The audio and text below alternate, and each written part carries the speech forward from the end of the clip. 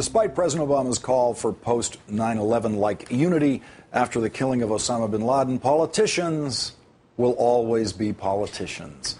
And the slow-starting Republican presidential primary campaign has its first debate scheduled for tomorrow. The current Republican front-runners, the overly serious Mitt Romney and the joke Donald Trump, will not be participating. Tim Pawlenty and Rick Santorum are the only candidates with any chance of being on the Republican ticket who will participate. Joining them will be Ron Paul, Herman Cain, and Gary Johnson, whoever he is. And we are just learning that the Associated Press will not be covering the debate. Its statement in part reads, "The debate sponsors, Fox News Channel and the South Carolina Republican Party, will only allow photos to be taken in the moments ahead of the debate and not during the event itself. These are restrictions that violate basic demands of news gathering." Joining me now, Washington Post columnist Dana Milbank. Dana, thanks for joining me tonight. Good evening, Lawrence. Who is going to watch this debate and for what reason? This is Pawlenty versus Santorum for the vice presidential nomination, isn't it? Lawrence, this could be the most embarrassing moment in television since Tucker Carlson was All on right, now Dancing you with got the me Stars. interested. Now I might have to watch it. Well, I mean, think about it. How bad must these guys who are participating feel that even Newt Gingrich said, all right, this is so embarrassing, I don't even want to be seen with you guys. So what's going to happen here, of course, is it's a freak show. Ron Paul's easily the most recognizable guy there. I mean, you couldn't pick Gary Johnson out of a lineup.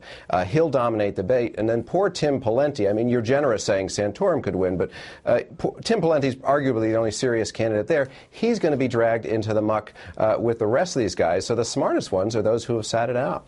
But isn't it like a warm-up exercise for Pawlenty and Santorum? See how it feels to be up there on that stage and no one's watching? They want to gain some visibility. I think the smartest guy of all is Mitch Daniels. I saw him speak in Washington today. He said, look, I took a chance staying out that the thing would get away from me and couldn't get in this late. And he said, well, look what's happened here. It turned out that it was no risk at all. So he's looking better than he ever has, and as well as whatever ghosts are out there that could still join. Now, what can they say about President Obama? Surely Osama bin Laden will come up at some point in this debate. How are they going to play it? Well, I've seen very little hesitation.